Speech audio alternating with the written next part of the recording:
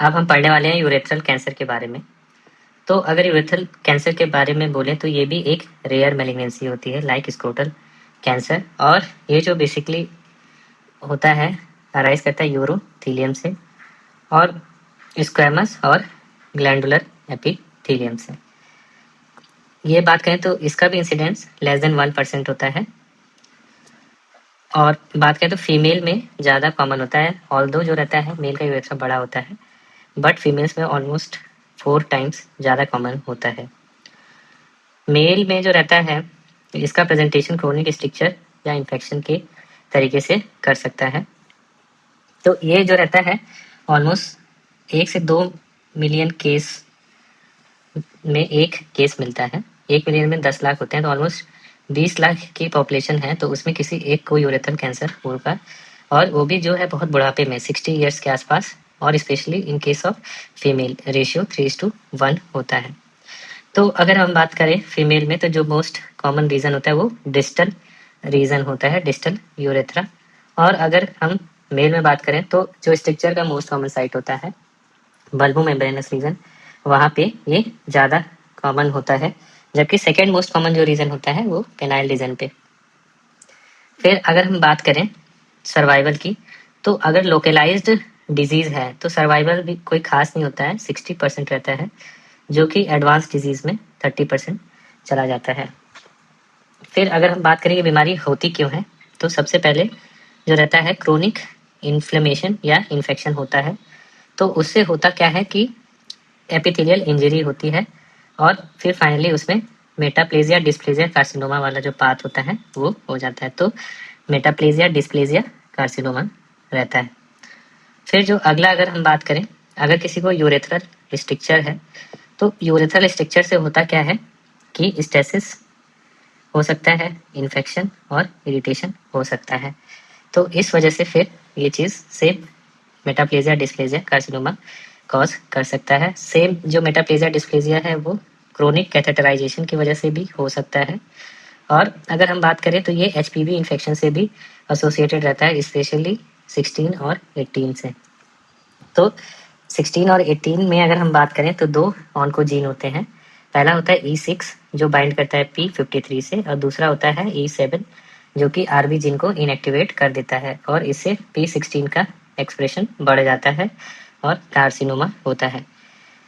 फिर अगला जो रहता है मेटाप्लेजिया डिस्प्लेजिया जो होता है वो रिकरेंट यूटीआई की वजह से भी हो सकता है। और अगर हम बात करें तो एडिनो कार्सिनोमा कुछ लोगों में मिलता है। एडिनो कार्सिनोमा जो मिलता है बेसिकली यूरेथ्रल डाइवर्टिकुलम के केस में मिल सकता है।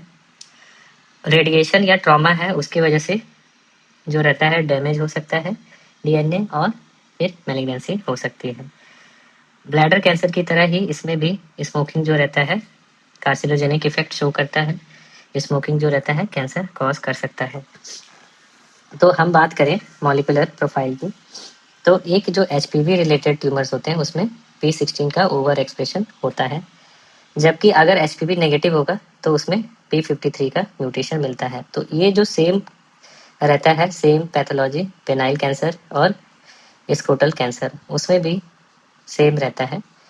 फिर अगर हम बात करें हिस्टोलॉजी की, तो जो मोस्ट कॉमन हिस्टोलॉजी होता है वो यूरोथीलियल कार्सिनोमा होता है, जिसको ट्रांजिशनल कार्सिनोमा भी बोलते हैं। तो ऑलमोस्ट 60% जो केसेस होते हैं वो यूरोथीलियल कार्सिनोमा से होता है, और ये इसका जो मोस्ट कॉमन साइट होता है वो प्रोस्टेटिक या मेम्ब्रेनस यूरेथ्रा में होता है, अगर बोले तो प्रॉक्सिमल यूरेथ्रा। और ये जो रहता है मल्टीफोकल होता है, और ये मेनली जो ब्लैडर के साथ जो इसका एपिथेलियम सिमिलर होता है, इस वजह से ये फील्ड कैल्सराइजेशन की वजह से ब्लैडर या यूटी की तरह सिमिलर जो होता है कॉज उस वजह से होता है।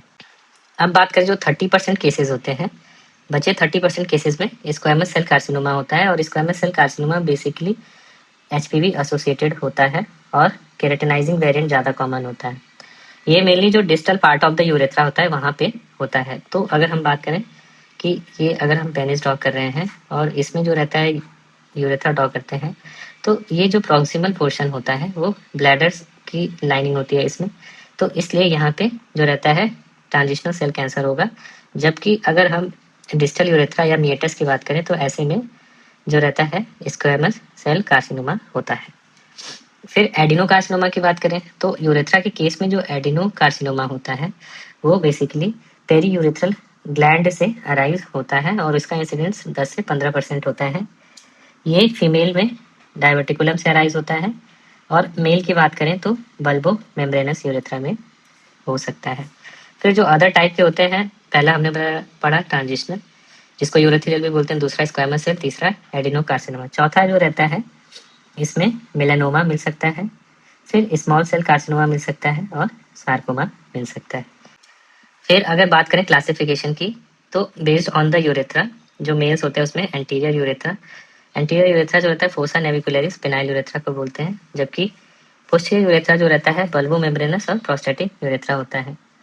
जबकि फीमेल्स में जो रहता है प्रॉक्सिमल और डिस्टल यूरेथ्रा बोलते हैं। तो डिस्टल यूरेथ्रा जो रहता है मीटर से मिड यूरेथ्रा को डिस्टल यूरेथ्रा बोलते हैं और मिड यूरेथ्रा से ब्लैडर नेक प्रॉक्सिमल यूरेथ्रा होता है। तो ये एनाटॉमिकल क्लासिफिकेशन जो रहता है यूरेथ्रा का जानना जरूरी है, क्योंकि जो डिस्टल यूरेथ्रा या एंटीरियर यूरेथ्रा होते हैं जो बॉडी से दूर होते हैं वो ऑफन लो ग्रेड के होते हैं और उसमें हम लोकल थेरेपी कर सकते हैं। जबकि जो बॉडी के पास होते हैं, बॉडी से चिपके हुए रहते हैं, जिनको प्रॉक्सिमल या पोस्टीरियर बोलते हैं, वो काफ़ी हाई ग्रेड के होते हैं, ब्लैडर से उसकी लाइनिंग मैच कर रही होती है, तो हाई ग्रेड होते हैं, इन्वेजिव होते हैं और प्रोग्नोसिस पुअर होता है। तो सिम्टम्स की बात करें तो जो मोस्ट कॉमन सिम्टम होगा इसमें हिमेचूरिया होता है। फिर जैसे CIS में इरिटेटिव सिम्टम्स होता है वैसे इसमें भी फ्रीक्वेंसी और डिसयूरिया मिल सकता है।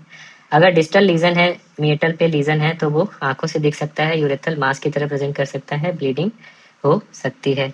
फिर अगर हम अगला बात करें तो स्ट्रिक्चर लाइक प्रेजेंटेशन हो सकता है, उसकी वजह से ऑब्स्ट्रक्टिंग या वॉइडिंग सिम्टम्स हो सकते हैं।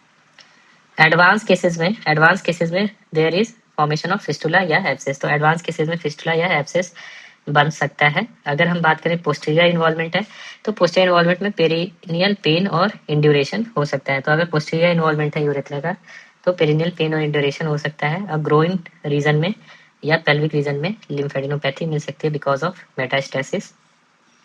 अगर हम फीमेल में बात करें तो जो रहता है फीमेल में वजाइना में, एंटीरियर वजाइना में मास मिल सकता है, देर इस चांसेस के डिस्चार्ज मिल सकता है और पेशेंट पोस्ट वॉइड डिबलिंग की तरह प्रेजेंट कर सकता है। तो इसका स्प्रेड कैसे होता है, अगर हम बात करें तो लोकल ही ये जो रहता है ट्यूमर इन्वेट करता है, एडजेसेंट वेजाइना में फीमेल्स में इन्वेट करता है, मेल्स के केस में कॉर्पस स्पंजियोसम में करता है। दूसरा जो तरीका होता है वो होता है लिम्फेटिक स्प्रेड से। तो लिम्फेटिक स्प्रेड की अगर हम बात करें तो जो डिस्टल यूरेथ्रा रहता है वो सुपरफिशियल इंग्वाइनल लिम्फ नोड में ड्रेन करता है, जबकि प्रॉक्सिमल यूरेथ्रा जो रहता है वो ऑब्ट्यूरेटर इंटरनल और एक्सटर्नल इलियक नोड्स में ड्रेन करता है, जो कि पेल्विक नोड होते हैं। तो प्रॉक्सिमल वाला पेल्विक नोड में ड्रेन करता है, लाइक ब्लैडर भी में जैसे ड्रेनेज होती है वैसे प्रॉक्सिमल वाला ड्रेन करता है। तीसरा जो रूट है वो होता है हेमाटोजिनस में ये जो रहता है इस रूट से लंग्स में जा सकता है, लिवर में भी जा सकता है और बोन में जाता है, जो कि काफ़ी लेट प्रेजेंटेशन होता है। अगर हम बात करें एज स्टेजिंग की तो इसमें AGCC क्लासिफिकेशन यूज़ करते हैं और बेसिकली जो रहता है इसमें TA नहीं होता है, TIS होता है। TIS जो रहता है कार्सिनोमा इन सीटू के लिए होता है। फिर जो T1 ट्यूमर होता है उसको बोलते हैं जो सेक होता है, सब एपिथेलियल कनेक्टिव टिश्यू, उसमें इन्वॉल्वमेंट होता है। फिर T2 की बात करें तो T2 जो रहेगा, जैसे T2 पेनिस में कॉर्पोरा स्पंजियोसा को इन्वॉल्व कर रहा था, T3 कॉर्पोरा कैवर्नोसा का, तो इसमें भी T2 corpora spongiosa, T3 corpora cavernosa को इन्वॉल्व करेगा। फिर प्रोस्टेट को जो इन्वॉल्व करेगा या पेरी यूरेथ्रल रीजन में तो वो T2 होगा। यहाँ पे ध्यान रखना है कि अगर प्रोस्टेट या पेरी यूरेथ्रल जो रहा है T2 है, ना कि T3। जबकि अगर वेजाइना को इन्वॉल्व करता है तो वो T3 रीजन होता है और एडजेसेंट ऑर्गन जैसे ब्लैडर वॉल या रेक्टम को तो वो T4 डिजीज है। फिर अगर हम बात करें नोडल में तो नोडल में बेसिकली हम बात करें तो दो ग्रुप होता है। अगर रीजनल नोड इन्वॉल्व है और एक ही रीजनल नोड इन्वॉल्व है तो इसको N1 डिजीज बोलते हैं, और मल्टीपल रीजनल नोड इन्वॉल्व है तो N2 डिजीज बोलते हैं। जबकि मेटास्टेसिस में सिर्फ डिस्टेंस मेटास्टेसिस एक ही ग्रेडिंग होती है। तो हम लोग इसका वर्कअप कैसे करते हैं, अकॉर्डिंग टू AUA और NCCN सबसे पहले हमें यूरिन साइटोलॉजी कराना रहता है। यूरिन साइटोलॉजी जो रहता है बेसिक इन्वेस्टिगेशन होता है जेनेटो यूरिनरी कैंसर्स के लिए। तो वो कराते हैं, उसमें बेसिकली हमें हाई ग्रेड जो यूरोथेलियल कैंसर होता है वो डिटेक्ट कर सकते हैं। दूसरा जो रहता है हम सिस्टोयूरेथ्रोस्कोपी करते हैं। सिस्टोयूरेथ्रोस्कोपी में जो रहता है लीजन को हम देख सकते हैं और उसकी बायोप्सी भी कर सकते हैं। तो ये एक तरीके से गोल्ड स्टैंडर्ड इन्वेस्टिगेशन होता है। फिर अब हमें जो है अगर लोकल जानना है, टी स्टेज जानना है डिजीज का, तो ऐसे केस में एमआरआई जो रहता है वो प्रिफर्ड इन्वेस्टिगेशन होता है। जबकि अगर हम बात करें, अगर हमें नोडल स्टेज या मेटास्टेसिस जानना है, तो नोडल स्टेज और मेटास्टेसिस के लिए सीटी जो रहता है हमें चेस्ट एब्डोमेन के साथ पेल्विस कराते हैं to look for metastasis disease. फिर अगर हम बात करें यूरेथ्रोग्राम का क्या रोल रहता है, तो यूरेथ्रोग्राम अगर हम बात करें, यूरेथ्रोग्राम में 2 इन्वेस्टिगेशन होते हैं। एंटीरियर यूरेथ्रा के लिए आरयूजी, जबकि पोस्टीरियर यूरेथ्रा देखना है ब्लैडर नेक के पास तो बीसीयूजी, दोनों साथ में कराते हैं। इससे हम स्ट्रक्चर के बारे में अच्छे से जान सकते हैं और ल्यूमन में कितना एक्सटेंट है वो भी जान सकते हैं। फिर अगला क्वेश्चन अराइज होता है पेट सीटी का। तो पेट सीटी जो रहता है बेसिकली हम लोग एफडीजी पेट कराते हैं और पीएसएमए पेट भी करा सकते हैं। ये बेसिकली तब कराते हैं जब डिजीज हाई ग्रेड रहता है या एडवांस रहता है। तो अगर हम बात करें रिस्क असेसमेंट का, तो रिस्क ग्रुपिंग के लिए कोई भी इंटरनेशनल फॉर्मल सिस्टम नहीं है यूरेथ्रल कैंसर के लिए, क्योंकि ये इतना रेयर होता है। तो इसमें जो रहता है रिस्क असेसमेंट मेनली 4 चीज़ों पे बेस्ड रहता है कि हिस्टोलॉजी क्या है, प्रॉक्सिमल है या डिस्टल है, स्टेजिंग क्या है डिजीज का, और एचपीवी स्टेटस।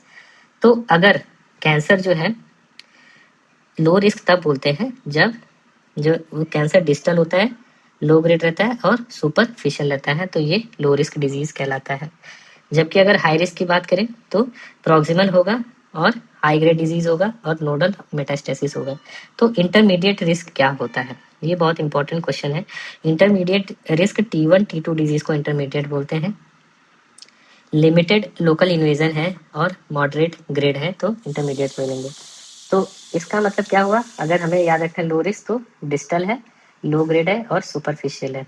जबकि हाई रिस्क प्रॉक्सिमल है, हाई ग्रेड है, नोडल मेट्स है, तो ये हाई ग्रेड होगा। बाकी बीच के जो रहते हैं इंटरमीडिएट रहता है। तो मैनेजमेंट कैसे करते हैं हम लोग, अगर डिस्टल है, अगर हम बात करें डिस्टल है और डिस्टल में भी अगर T1 स्टेज तक है, TIS T1 स्टेज तक, तो ऐसे केस में हम लोग जो रहता है पार्शियल यूरेथ्रेक्टमी करते हैं। यूरेथ्रा को जो रहता है कट करके रिमूव कर सकते हैं, या दूसरा ऑप्शन है कि ट्रांस यूरेथ्रल एक्सीजन भी कर सकते हैं विथ नेगेटिव मार्जिन। और जो मार्जिन रहता है मिनिमम 5 mm की मार्जिन हमें लेनी होती है, और ऐसे केस में पेनिस स्पेयरिंग पॉसिबल रहता है डिस्टल में के केसेस में। वही अगर प्रॉक्सिमल है, प्रॉक्सिमल में अगर कोई नोड नहीं है, T1 T2 डिजीज है, T1 T2 जो रहता था इंटरमीडिएट ग्रुप में आता है, तो प्रॉक्सिमल जो रहता है बट हाई ग्रुप है, तो ये हाई रिस्क हो गया। तो ऐसे केस में हमें यूरेथेक्टमी करना रहता है, पूरा यूरेथ्रा रिमूव कर सकते हैं। यूजुअली रेडिकल करते हैं, अगर पॉसिबल है तो सेगमेंटल करते हैं और फिर इसको रिकंस्ट्रक्शन करते हैं। इसमें हमें जो रहता है पेरी यूरेथ्रल, यूरेथ्रा के चारों तरफ जो टिश्यू है इसको इंक्लूड करना रहता है और इसमें नेगेटिव फ्रोजन मार्जिन लेना होता है। अब बात करते हैं फीमेल डिस्टल ट्यूमर की। तो फीमेल डिस्टल ट्यूमर के केस में हम लोग अगर डिस्टल है तो स्पेयरिंग सर्जरी कर सकते हैं, पार्शियल यूरेथेक्टमी कर सकते हैं। अगर लोकल इन्वेजन है तो ऐसे केसेस में लोकल है तो लोकल एक्सीजन कर सकते हैं। और कई बार हमें जो वेजाइनल वॉल होती है उसको भी निकालना पड़ता है। वेजाइनल वॉल जो रहता है इन ब्लॉक रिसेक्ट करते हैं। अगर हम बात करें प्रॉक्सिमल की, प्रॉक्सिमल फीमेल में, तो इसमें जो रहता है हमें बहुत बड़ी सर्जरी करनी पड़ती है, यूरिनरी डाइवर्जन देना पड़ता है और एंटीरियर पेल्विक एक्सटेंटरेशन करना पड़ता है। तो ये लोकली एडवांस डिजीज के केस में रहता है, पूरा आगे से जितना भी चीज़ रहता है सब उड़ा देते हैं, उसको बोलते हैं एंटीरियर पेल्विक एक्सटेंटरेशन। फिर ये जो हम डिस्कस कर रहे थे ये लोकलाइज्ड डिजीज के लिए है। ये बेसिकली अगर हम बात करें T1 T2 जो रहता है उसमें, इसमें जो रहता है, अब बात करते हैं लोकली एडवांस डिजीज। इसमें जो रहता है T3 T4 डिजीज आता है या नोड पॉजिटिव डिजीज है। तो T3 T4 डिजीज या नोड पॉजिटिव डिजीज रहता है, तो इसमें जो रहता है हमें कोई ऑप्शंस नहीं छोड़ना रहता है।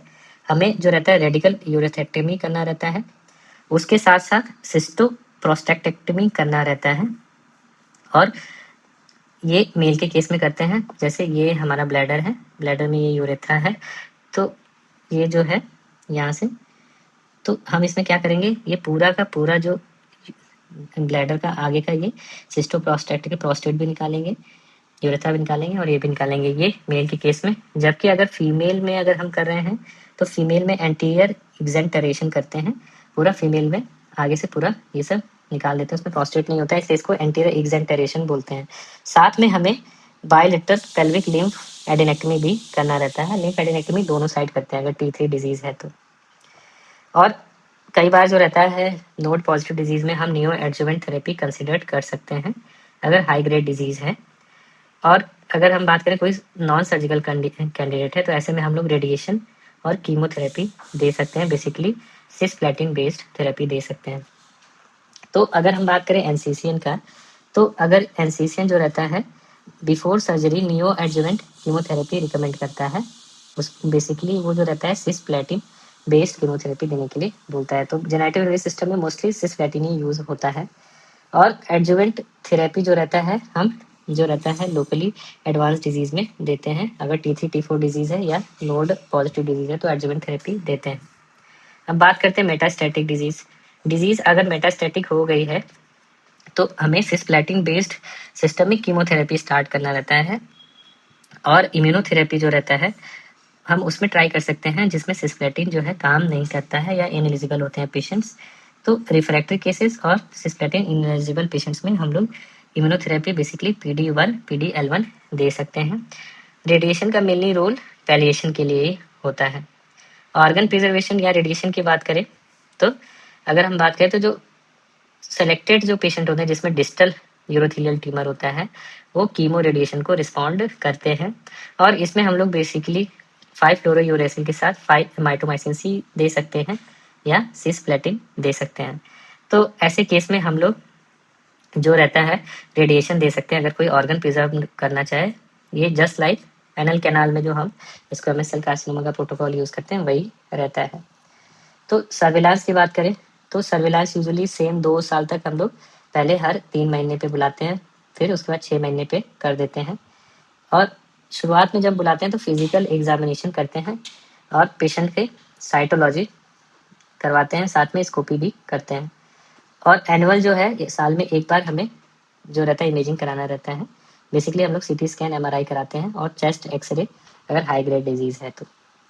प्रोग्नोसिस की बात करें तो मोस्ट इंपॉर्टेंट प्रोग्नोस्टिक इंडिकेटर जो रहता है वो T स्टेज होता है, क्योंकि जैसे T3 T4 में हम लोग लिम्फ नोड भी निकाल रहे हैं और रेडिकल सर्जरी भी कर रहे हैं, साथ में प्रोस्टेट भी निकालना पड़ता है।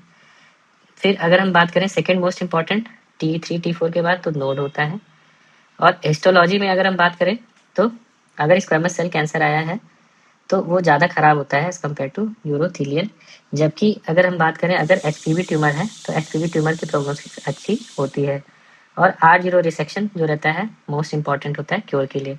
तो अगर लोकलाइज डिजीज है तो उसमें हमने क्या है 60 से 70% होता है, जो कि लोकली एडवांस डिजीज में जो रहता है 30% पहुंच जाता है और मेटास्टेसिस के केस में 15% पहुंच जाता है। तो इस तरीके से इसका 5 ईयर सर्वाइवल होता है। लोकलाइज डिजीज 60 से 70%, लोकली एडवांस 30 से 40 और मेटास्टेटिक लेस देन 15%। तो अगर हम बात करें मेल और फीमेल यूरेथ्रल कैंसर में डिफरेंस क्या होता है, तो फीमेल में जो मोस्ट कॉमन साइट होती है वो डिस्टल साइट में होती है, जबकि मेल में बल्बो मेम्ब्रेनस रीजन होता है। फीमेल में स्क्वेमस सेल कार्सिनोमा होता है, जबकि मेल्स में यूरोथेलियल कार्सिनोमा होता है। अगर हम प्रेजेंटेशन की बात करें तो मेल में ऑब्स्ट्रक्शन होता है और इमेचूरिया होता है, जबकि फीमेल में मास और ब्लीडिंग साथ में डिस्चार्ज के साथ प्रेजेंट करता है। ट्रीटमेंट मेल में हम लोग यूरेथ्रा पूरा रिमूव कर देते हैं, जबकि फीमेल में हम लोग यूरेथ्रा के साथ साथ कई बार एंटीरियर एक्सेंटरेशन करना पड़ता है। प्रोग्नोसिस अगर मेल की बात करें तो इसकी ज़्यादा खराब होती है, जबकि फीमेल की बेटर होती है। तो अगर हम बात करें ओवरऑल तो इनिशियली जो रहता है सारी गाइडलाइंस ये बोलती हैं कि हमें शुरुआत में बायोप्सी, साइटोलॉजी और इमेजिंग में बेसिकली MRI यूज़ करना चाहिए। NCCN बोलता है कि हम CT भी यूज़ कर सकते हैं, तो MRI या CT यूज़ कर सकते हैं। और सर्जिकल मैनेजमेंट में ऑर्गन प्रिजर्विंग अप्रोच डिस्टल के लिए जो रहता है वो ट्राई करना चाहिए और प्रॉक्सिमल के लिए रेडिकल। लिम्फ नोड डिसेक्शन की बात करें तो T3 T4 डिजीज में लिम्फ नोड डिसेक्शन करते हैं। या नोड पॉजिटिव है तो लिम्फ नोड डिसेक्शन करते हैं। सिस्टमिक थेरेपी जो रहता है बेसिकली हम लोग सिस्प्लेटिन बेस्ड न्यू एडजुवेंट या एडजुवेंट थेरेपी यूज करते हैं। और एचपीवी जो थेरेपी टेस्टिंग होता है EAU में रिकमेंडेड होता है, जबकि अमेरिकन वाले ऑप्शनल मानते हैं। और एनसीसीएन जो रहता है वो फीमेल्स के केस में या स्क्वामस सेल कार्सिनोमा के केस में मैंडेटरी रहता है। तो अब बात करें इसमें नया क्या आया है यूरेथ्रल कैंसर में, तो इसमें भी और कैंसर की तरह मॉलिकुलर प्रोफाइलिंग आ रहा है और सेम FGFR3 लो ग्रेड और T53 हाई ग्रेड और MSI स्टेटस इसके बेसिस पे क्लासिफाई करते हैं to look for targeted therapy. फिर चेक पॉइंट्स इनहिबिटर्स जो रहते हैं जैसे कि पेम्ब्रोलिजुमैब, निवोलुमैब, ये मेटास्टैटिक यूरोथेलियल वेरिएंट्स के लिए यूज कर सकते हैं। ऑर्गन स्पेयरिंग प्रोटोकॉल भी हम लोग कीमो रेडिएशन जो रहता है एनल कैंसर जो रहता है सेम स्क्वामस सेल कार्सिनोमा जो एनल कैनाल में यूज होता है इसमें भी यूज कर सकते हैं। और अर्ली डिजीज के लिए सेंटिनल नोड बायोप्सी जो रहता है वो इवॉल्व हो रहा है। तो ये ओवरऑल मैनेजमेंट है यूरेथ्रल कैंसर का।